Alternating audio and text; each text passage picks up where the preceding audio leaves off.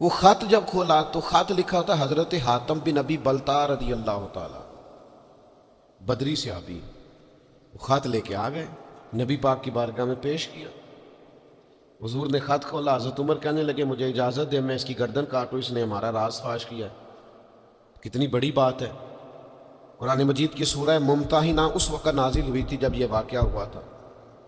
اللہ کے حبیب علیہ السلام نے فرمایا عمر ٹھہر جا، اتنی جلدی نہ کر، اس بندے کی وفات تو دیکھ، یہ بدر میں بھی تلوار لے کے ہمارے ساتھ گیا تھا، بدری صحابی ہے، اس کی وہ بات یاد رکھ کہ بدر کے مقام پر جب کہ بڑا مشکل تھا کافروں کے سامنے کھڑا ہونا، ان کی 1000 تعداد تھی اور مسلمان بڑی عددی طور پر اس کثرت کا شکار نہیں تھے، صرف 313 تھے۔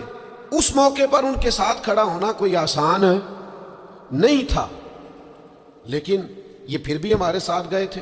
تو حضرت عمر رضی اللہ تعالیٰ عنہ جب چپ کر گئے تو اللہ نے قرآن نازل کیا، کہا اے ایمان والو یہودیوں اور عیسائیوں کو اپنا دوست نہ بتاؤ۔ تو حضور فرمانے لگے دیکھ لو عمر، اللہ نے اسے مومن کہہ کے پکارا ہے، اللہ نے بھی اسے۔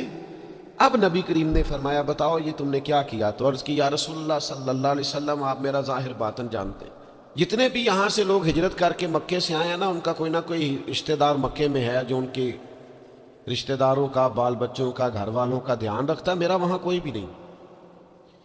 اور مجھے پتا تھا آپ نے حملے کا ارادہ کر لیا ہے تو انشاءاللہ کامیابی اللہ نے مسلمانوں کو ہی دینی ہے، وہ کر کچھ نہیں سکتے۔ میں ان پر ایک احسان کرنا چاہتا تھا تاکہ وہ میرے بچوں کا اور میرے پیچھے گھر والوں کا تھوڑا خیال رکھیں، اتنی سی میری خواہش تھی۔ میرے نبی کریم نے ان کا عذر قبول کر لیا، فرمایا ٹھیک ہے آپ جو کہہ رہے ہیں بات ایسے ہی ہے، آپ کو اسلام کو نقصان نہیں پہنچانا چاہتے، آپ یہ چاہتے تھے کہ کوئی ایک نیکی ان پہ کر دی جائے تاکہ وہ آپ کے۔ تو اتنی بڑی بظاہر بات تھی لیکن حضور نے قبول کر لی۔ معنی کیا ہے کہ دوستوں کی پچھلی نیکیاں بھی یاد رکھنی چاہیے، ان کی پچھلی بھی خوبیوں اور پچھلے بھی معاملات کو تھوڑا یاد رکھنا چاہیے۔ ہم کیا کرتے ہیں؟ ہم کہتے ہیں جی اب وہ یہ نہیں کر رہا، بھئی تب کر رہا تھا نا، تو تب کی یاد کر لو، تب کی یاد رکھ لو، اس وقت کی آپ خیال کر لیں۔ ہم کیا کرتے ہیں؟ ہم 99 دفعہ کسی نے نیکی کی ہے تو ہم کہتے ہیں 100/100 چاہیے، آج بھی یہ کرے گا تو پھر تو قابل قبول ہے۔ تو اس سے کیا ہوتا ہے؟ اس سے تکلف پیدا ہوتا ہے، ایک آدمی روز کیسے نیکی کر سکتا ہے؟ چوتھی بات یہ ہے اگر ہم چاہتے ہیں دوستیاں نبھیں تو اسلام کا ایک حسن ہے کہ اسلام دین اعتدال ہے۔ اسلام کہتا ہے چلو ہی ذرا معتدل ہو کے، پہلے ہی ذرا تھوڑا سا احتیاط سے چلو۔ ہم جب کسی بندے کے اوپر فدا ہوتے ہیں تو پھر پورے ہی فدا ہوتے ہیں، پھر تو جناب یہ بھی تیرا ہے، یہ بھی تیرا ہے، یہ بھی تیرا ہے۔ اور پھر جب بعد میں لڑائی ہوتی ہے تو چائے کی پیالیوں کا بھی حساب کرتے ہیں کہ وہ جو وہاں جاتے ہوئے چائے پی تھی نا، اس کے پیسے بھی میں نے دیے تھے، لہذا وہ بھی میرے بنتے ہیں واپس کر۔ کورے ورک کتاب نہیں ہوندے، پتھر دل گلاب نہیں ہوندے، اور سجنا پہلوں ہی سوچ کے لائیں پھر یاراں نال حساب نہیں ہوندے۔ آپ سوچ سمجھ کے دوستی لگائیں، تعلقات کو سوچ سمجھ کے لے کے آگے چلیں۔ نبی پاک صلی اللہ علیہ وسلم نے فرمایا وقفے سے ملا کرو محبت بڑھتی ہے، تھوڑا نا وقفے سے ملا کرو، اس سے محبت بڑھے گی۔ یہ جو بہت وارفتگی ہے نا، بہت وارفتگی ہے، بہت جوش ہے، تو اس کا نتیجہ یہ نکلتا ہے کہ جتنی زور سے گیند دیوار سے لگتی ہے پھر اتنی زور سے ہی گیند واپس آتی، اس کے نتائج ٹھیک نہیں نکلتے۔ تو عرض یہ کرنا چاہتا ہوں کہ اعتدال میں رہیں، معتدل رہیں، آپ اس حد سے تجاوز ہی نہ کریں۔ میرے پاس یہاں ایک دوست آئے تو مجھے کہنے لگے جی میرا دوست بڑا اچھا تھا، بڑا نائس تھا، بڑا بہترین تھا، بڑا پیارا تھا، میرے ایک دوسرے دوست نے اسے خراب کر دیا۔ تو میں نے کہا وہ دوسرا دوست؟ میں سمجھا نہیں۔ کہنے لگے یہ میرا پرانا دوست تھا جس نے اسے خراب کیا، جسے کیا وہ نیا تھا 2-4 سال، اس کی میں نے دوستی لگائی تھی، اب وہ دونوں ڈائریکٹ ہو گئے اور مجھے انہوں نے بیچ میں سے نکال دیا ہے۔ تو میں نے کہا یہ تو اکثر ہوتا ہے، پہلی دفعہ تو نہیں ہوا، اس طرح تو ڈھیر دفعہ ہوتا ہے۔ کہنے لگے میں کروں کیا؟ میں نے بڑا شور کیا ہے، ان کو اپنے احسان بھی یاد کرائیں پر وہ مانتے نہیں۔ میں نے کہا اب حل ہے نا، تھوڑا چپ کر جا کچھ عرصے کے لیے، تھوڑی خاموشی اختیار کر، جو چپ کر جاتا ہے وہ بھی بچ جاتا ہے۔ اگر تم چاہتے ہو کہ یہ دوستی پھر سے بحال ہو جائے تو زیادہ شکوے نہ کرو، زیادہ شکایتیں ہم بعض اوقات اعتراضات اتنے کر بیٹھتے ہیں، شکوے اتنے کر بیٹھتے ہیں، اپنی زبان سے باتیں اتنی نکال بیٹھتے ہیں کہ دوبارہ پھر دوستی کا بحال ہونا ممکن ہے۔ ایک حدیث یاد رکھیں گے اگر سناؤں آپ کو تو؟ نبی پاک صلی اللہ تعالیٰ علیہ وسلم نے فرمایا کسی سے دشمنی بھی کرو تو اعتدال سے کرو، ہو سکتا ہے کل کو وہ تمہارا دوست بن جائے، اور فرمایا کسی سے دوستی بھی کرو تو اعتدال سے کرو، ہو سکتا ہے کل یہ دشمن بن جائے۔ دوستی اور دشمنی میں یہ جامع ترمذی میں حدیث، اعتدال کا رستہ نہ چھوڑو، معتدل رہو، سارے راز ہی دے بیٹھنا، ساری باتیں پہلے کر لینا، اور اعتراض کرنا تو شکوے بھی پھر سارے ہی کر لینا۔ دوست کو اس کی کمزوریوں کا بھی پتہ ہوتا ہے، وہ ساری کمزوریاں بھی اس کی بیان کر لینا، اس کو بھی بتانا، اس کو بھی بتانا، اس سے بھی ذکر کرنا، تو یہ انداز درست نہیں ہے۔ آپ معتدل انداز میں دوستی لگائیں، اعتدال کے ساتھ چلیں، شکوے زیادہ نہ کریں، اعتراض زیادہ نہ کریں۔ وہ بے وفا ہی صحیح، پھر بھی یار اپنا، چلو اس میں کمی ہے، وہ اس میں بے وفائی ہے، پر سجن تو اپنا ہے نا۔ تو دوستی ہماری ہے اس کے ساتھ، اس کی کمزوریوں کو چھپائیں، آپ اس معاملے پر تھوڑا سا اپنے ظرف کو کشادہ کریں، آپ تھوڑی وسعت پیدا کریں۔ ہم سمجھتے نہیں چیزوں کو، ہم غور نہیں کرتے، اس خاص انداز میں چیزوں کو نہیں لیتے جس انداز میں چیزوں کو لینا چاہیے۔ ہماری ذاتی کمزوریاں ہوتی ہیں اور ہم ان کمزوریوں کو دوسروں پہ ڈال دیتے ہیں، کہتے ہیں وہ بے وفا نکل آیا۔ بھئی آپ بھی حد سے زیادہ فریفتہ تھے، اب آپ ہی حد سے زیادہ اعتراض کر رہے ہیں۔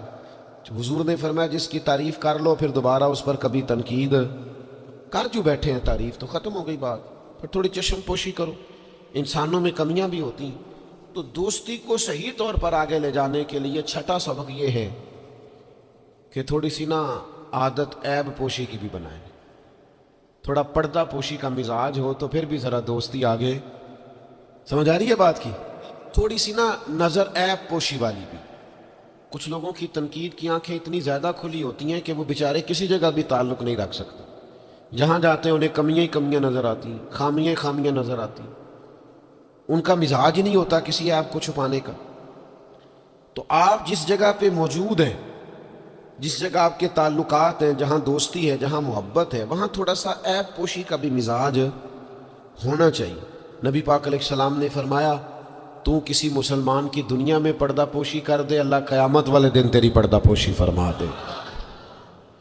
آپ تھوڑا سا اس کا عیب چھپا دیں، بات ختم ہو گئی، تھوڑی سی پردہ پوشی کر دیں۔ دیکھیں نا، ہمیں حکم دیا گیا ہے شریعت میں، کسی شخص کا انتقال ہو گیا، اب کچھ لوگ اس کے غسل میں شریک ہیں، تو ان کو حکم یہ ہے کہ اگر تم نے کوئی اچھی بات دیکھی نا، خوبی دیکھی، چہرہ کھل گیا ہے، جسم تر و تازہ ہے، تو یہ سب کو بتاؤ، اور اگر تم کچھ ایسی چیز دیکھو کہ بیماری کی وجہ سے جسم اکڑ گیا ہے یا کسی وجہ سے چہرے پہ کوئی سیاہی آ گئی، جو کسی سے ذکر نہ کرو۔ جانے والے کے لیے تم اچھی چیزوں کو تو بیان کرو، لیکن نقائص کو کبھی بھی بیان نہ کرو۔ اور نبی پاک علیہ السلام نے فرمایا اذکروا محاسن موتاکم، جب تم میں سے کوئی دنیا سے چلا جائے تو اس کی اچھی اچھی باتوں کا بیان کرو، اس کی اچھی اچھی باتوں کا ذکر کرو، اس کی خیر والی باتیں ڈھونڈ کے لوگوں کو سناؤ، یہ خوبی پائی جاتی تھی، یہ خوبی پائی جاتی تھی، یہ خوبی پائی جاتی۔